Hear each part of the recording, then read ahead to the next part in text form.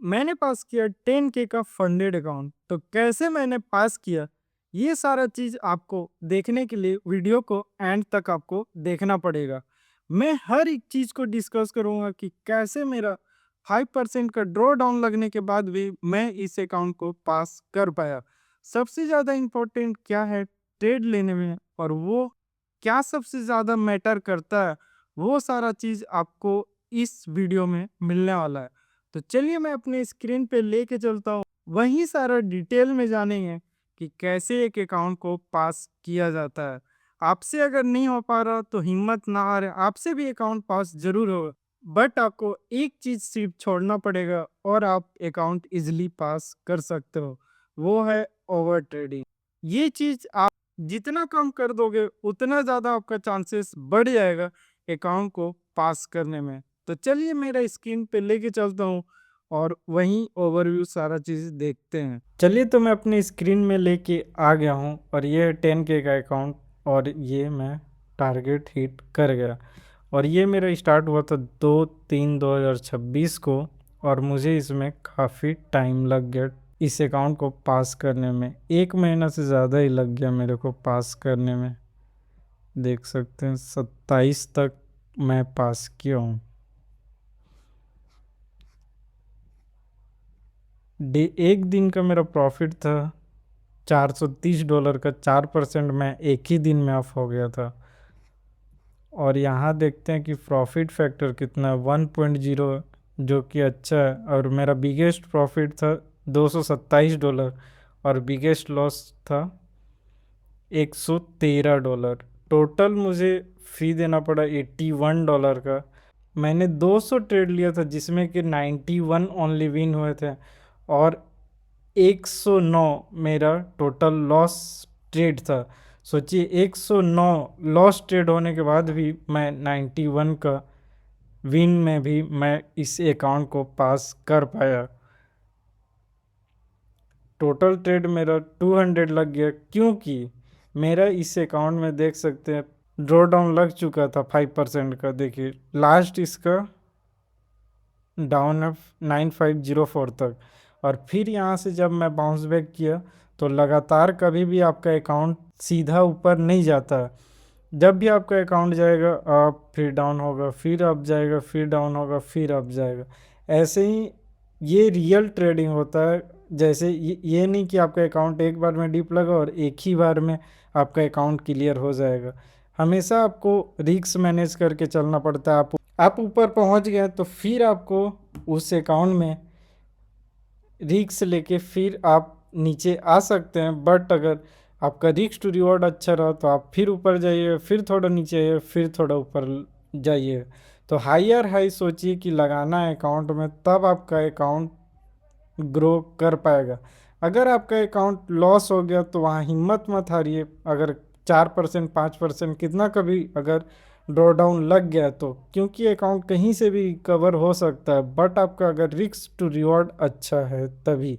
अगर आपका risk to reward अच्छा नहीं है और आप डर गए कि मेरा 5% का लॉस हो गया, अब यहाँ से कैसे मैं पास कर सकता हूँ, तब आपका अकाउंट पास नहीं हो सकता। सेम रिस्क रखिए, सेम रिवॉर्ड रखिए, और अकाउंट चाहे कितना भी नीचे गिर जाए आपको अपना डिसिप्लिन पे रहना है। इससे अकाउंट इजीली पास हो पाएगा। और सबसे बड़ा है कि ओवर ट्रेडिंग, अगर आप एक दिन में 2 या फिर 3 लॉस हो जा रहा आपका सिस्टम से, आपको पता है कि अब मेरा प्रॉफिट नहीं होने वाला, फिर भी आप ट्रेड किए जा रहे हो कहीं भी रैंडम, तो वो ट्रेडिंग आपका अकाउंट हमेशा ब्रीच ही करेगा। इससे अच्छा है कि उस दिन अकाउंट आप छोड़ दीजिए। अगर आपको अपने सेटअप के हिसाब से लग रहा कि 4-5 ट्रेड में भी मैं प्रॉफिट कर सकता हूँ, अगर 4-5 मेरा लॉस हो रहा तो सारा का प्रॉफिट अगर एक ट्रेड में मैं निकाल सकता हूँ, तब जाके आपको ट्रेड 4-5 करना चाहिए वन डे में। वरना आपको उस दिन क्लोज कर देना चाहिए 3 ट्राई करने के बाद। आपको अपने सेटअप, अपने डिसिप्लिन के हिसाब से, आपको रिस्क टू रिवॉर्ड के हिसाब से आपको सोचना चाहिए कि कितना मैं ट्रेड ले सकता हूँ और कितना मेरा प्रॉफिट होगा, क्या होगा, सारा चीज़ आपको कैलकुलेट करना पड़ेगा। मेरा तो अकाउंट लेते साथ स्टार्टिंग में ही मेरा प्रॉफिट होने के बाद लॉस होना स्टार्ट हो गया था, और काफ़ी दिन दिन तक मेरा अकाउंट लॉस में था। यहाँ देखिए 12 तारीख तक मतलब कि 10 दिन मेरा अकाउंट लॉस में रहा, और उसके बाद जाके मैं 10 से 12 दिन में मैं अपने अकाउंट को पास कर पाया। तो आपका अकाउंट अगर स्टार्टिंग में लॉस भी हो जाए तो आप ज़्यादा एग्रेसिव ना हो, और जहाँ पे अगर ट्रेंडिंग मार्केट दिखे वहाँ ज़रूर आप एग्रेसिव से ट्रेड करो। उससे क्या होगा, आपका अकाउंट इजीली ग्रो कर पाएगा, क्योंकि अगर मार्केट मूव कर रहा और आप वहाँ ट्रेड नहीं ले रहे हो तो वो आपकी गलती है कि आप मार्केट मूव में भी ट्रेड नहीं ले पा रहे हो और अकाउंट को पास नहीं कर पा रहे हो आप। और कंसोलिडेट मार्केट में वेट कीजिए कि एक दो लॉस हो गया तो वो एरिया में अब ट्रेड ना करें, अब नेक्स्ट एरिया में हम जाके ट्रेड कर सकते हैं।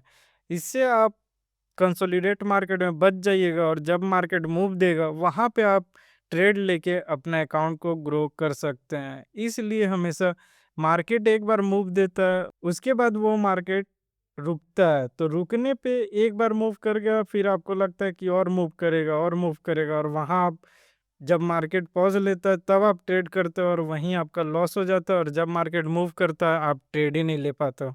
इसके लिए आपको एक्सपीरियंस चाहिए कि कहाँ से मूव कर सकता है और कहाँ मैं ट्रेड ले सकता हूँ। ये नहीं कि मूव होने के बाद आप ट्रेड लें, मूव होने से पहले आपको पहचानना आना चाहिए कि कहाँ से मार्केट मूव कर सकता है। और मेरा रिस्क टू रिवॉर्ड बहुत बड़ा बड़ा रहता है, लॉस होता है बट छोटा छोटा है। देख सकते हैं 42, 19, 23, और मेरा जो लॉस है वो छोटा छोटा है और जो प्रॉफिट है वो बड़ा बड़ा है। देखिए प्रॉफिट 0.04 में $122, और दिखाता हूँ, ये देखिए 0.03 में $195। तो इतना बड़ा बड़ा आप अगर ट्रेड होल्ड कर पाते हो इतने लंबे लंबे पिप्स तक, तब आपका अकाउंट अगर कितना भी नीचे चल जाए ना फिर भी आपके अंदर कॉन्फिडेंस रहेगा कि मैं एक ट्रेड में जितना लॉस है वो रिकवर कर सकता हूँ। बट आपका सेटअप एग्जीक्यूट होना चाहिए, और आप ट्रेड में होल्ड और ट्रेड में आपको बने रहना पड़ेगा। ये दो तीन चीज अगर आप फॉलो कर लिए तो आपका अकाउंट डेफिनेटली पास होगा ही।